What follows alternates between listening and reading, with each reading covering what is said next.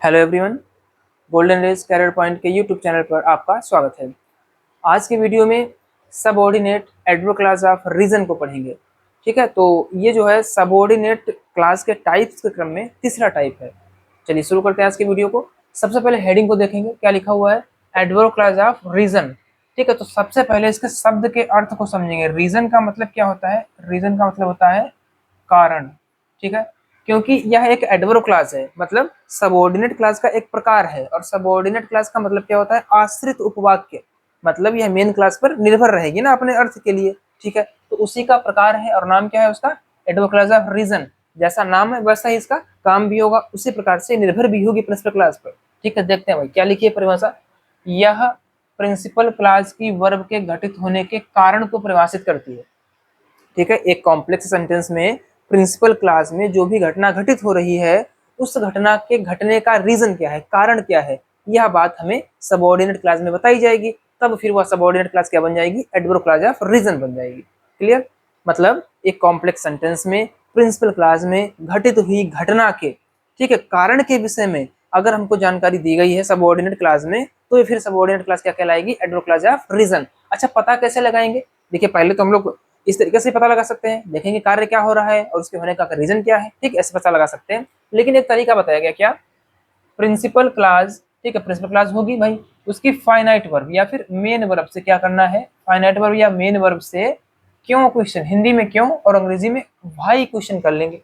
ठीक है, main class है और उसकी फाइनाइट वर्ब है, मेन वर्ब है, उससे क्या पूछेंगे? व्हाई, मतलब कार्य हुआ तो क्यों हुआ, व्हाई। क्वेश्चन करने पर आंसर में क्या मिलेगा? Subordinate adverb class of reason प्राप्त हो जाएगा। ठीक है, इतना तो पता ही है ना, कॉम्प्लेक्स सेंटेंस में एक प्रिंसिपल क्लास होती है और एक सबऑर्डिनेट क्लास होती है। अब जो ये सबऑर्डिनेट क्लास आई हुई है कॉम्प्लेक्स सेंटेंस में, ये कौन सा टाइप है हमारा? ठीक है, तो क्या यह एडवर्ब क्लास ऑफ रीजन है या नहीं है? ठीक है, एडवर्ब क्लास ऑफ रीजन मतलब देखिए, सबऑर्डिनेट क्लास के टाइप्स हमने पढ़ लिए थे ना, कौन कौन से? प्रिंसिपल क्लास, क्या नाम, नाउन क्लास, एडजेक्टिव क्लास और एडवर्ब क्लास। नाउन क्लास और एडजेक्टिव क्लास को पहचाना तो पहले ही सीख चुके थे। एडवर्ब क्लास के टाइप चल रहे थे यहाँ पर। ठीक, उसी क्रम में हमारा तीसरा टाइप चल रहा है। ठीक है, तो कैसे पहचानेंगे? व्हाई क्वेश्चन करेंगे, प्रिंसिपल क्लास से पूछेंगे व्हाई। अगर आंसर हमको मिल रहा है सबऑर्डिनेट क्लास में, तो फिर वो बन जाएगी एडवर्ब क्लास ऑफ रीजन बन जाएगी। ठीक है, चलिए अब क्या है, देखिए ये तो पहचाने का तरीका बता दिया गया। अब ये तो पता है हम लोगों को, पढ़ा भी है हम लोगों ने कि एक कॉम्प्लेक्स सेंटेंस में दो क्लासेस तो होती हैं भाई, प्रिंसिपल क्लास हो गई और सबऑर्डिनेट क्लास हो गई। लेकिन इन दोनों को जोड़ने का काम कौन करता है? एक कंजक्शन होता है जिसको बोलते हैं सबऑर्डिनेटिंग कंजंक्शन। ठीक है, तो वहां पर भी हम लोग पहचान सकते हैं। एक कॉम्प्लेक्स सेंटेंस में बिकॉज हो गया, बिकॉज मतलब क्योंकि, एज हो गया, एज का मतलब चूंकि। ठीक है, और सिंस, सिंस का भी मतलब देखिए, सिंस जो है एडवर्ब क्लास ऑफ टाइम में भी यूज होता है, से के सेंस में। ठीक है, से के अर्थ में। लेकिन अगर रीजन के अर्थ में आएगा तो इसका हिंदी क्या हो जाएगी? क्योंकि हो जाएगी। ठीक है, आदि सबऑर्डिनेटिंग कंजक्शंस से प्रारंभ होने वाली clause adverb class of reason होती है। ठीक है, क्लियर हो गया? मतलब कॉम्प्लेक्स सेंटेंस में अगर कोई सबऑर्डिनेट क्लास बिकॉज से शुरू हो रही हो, सिंस से शुरू हो रही हो और एज से शुरू हो रही हो, और इसके बाद में जो लिखा हुआ है वो कोई कारण हो, रीजन हो, ठीक है, तब फिर ये बन जाएगी हमारी एडवर्ब क्लास ऑफ रीजन, जो कि इसका प्रकार है सबऑर्डिनेट क्लास के अंतर्गत एडवर्ब क्लास का एक प्रकार है। ठीक है, चलिए यहाँ पर कुछ एग्जांपल्स दिए गए आपके सामने। पहला एग्जांपल है, he could not attend the class because he was ill. अब इस सेंटेंस को पहले देखेंगे, सिंपल कंपाउंड कॉम्प्लेक्स में से कौन सा है, क्योंकि इसमें एक सबऑर्डिनेटिंग कंजक्शन आया हुआ है। ठीक है, और दो क्लासेज हैं, दो क्लासेज कौन कौन सी हैं? ही could not attend the class, एक तो ये क्लास हो गई। ठीक है, he could not attend the class, एक क्लास हो गई। दूसरी देखा हम लोगों ने, बिकॉज से स्टार्ट हो रही है, बिकॉज ही वाज इल, एक ये क्लास हो गई है। ठीक है, अब हमको अच्छे से पता है कि जिस क्लास की स्टार्टिंग एक कंजक्शन से होती है, ठीक है, वो प्रिंसिपल तो नहीं होगी, कोऑर्डिनेट होगी या फिर सबऑर्डिनेट होगी। अब कंजक्शन को देख लेंगे, ये जो कंजक्शन लिखा हुआ है यह एक सबऑर्डिनेटिंग कंजक्शन है, इसीलिए ये वाली क्लास कौन सी हो गई? सबऑर्डिनेट क्लास हो गई। अब सबऑर्डिनेट क्लास के अंतर्गत कौन सी क्लास है, उसके लिए हम लोगों ने नियम पढ़ रखे हैं भाई। नाउन क्लास हो सकती है, एडजेक्टिव क्लास हो सकती है या फिर एडवर्ब क्लास हो सकती है। अब हमने देखा यहाँ पर क्या है, he could not attend the class, main class हो गई है, प्रिंसिपल क्लास हो गई। ठीक है, अब इस प्रिंसिपल क्लास की वर्ब क्या है? Attend the class, class attend करना। क्या हिंदी है? He could not attend the class, वह क्लास अटेंड नहीं कर सका। वर्ब है यहाँ पर क्रिया, और इस क्रिया के बारे में कुछ अगले वाक्य में बताया गया है, तो ये वाली एडवर्ब क्लास हो गई हमारी। ठीक है, एडवर्ब क्लास हो गई क्योंकि क्रिया के बारे में बता रहा है ना। ठीक है, अब देखते हैं एडवर्ब क्लास में कौन सी है ये। इससे पूछ लिया हमने भाई, अटेंड द क्लास, क्लास नहीं अटेंड कर सका। पूछ लीजिए क्यों नहीं अटेंड कर सका। आंसर क्या मिल रहा है, बिकॉज ही वाज इल, क्योंकि वह बीमार था। तो ये वाली क्लास कौन सी हो गई, एडवर्ब क्लास ऑफ रीजन हो गई। ठीक है, क्योंकि इसमें घटित होने वाली वर्ब का कारण हमें इस वाली क्लास में बताया गया है। ठीक है, ये प्रिंसिपल क्लास हो गई और ये जो है वो एडवर्ब क्लास ऑफ रीजन है। नेक्स्ट देखते हैं, as he was not present there, एक ये क्लास हो गई, as he was not present there. दूसरी क्लास क्या है, I spoke to my friend, I spoke to my friend. दोनों की पहले हिंदी समझते हैं। एज देखिए बताया था हमने यहाँ पर, देखिए as he was not present there, वह वहां उपस्थित नहीं था। अभी हमने इसका कोई हिंदी नहीं बताया, वह वहां उपस्थित नहीं था।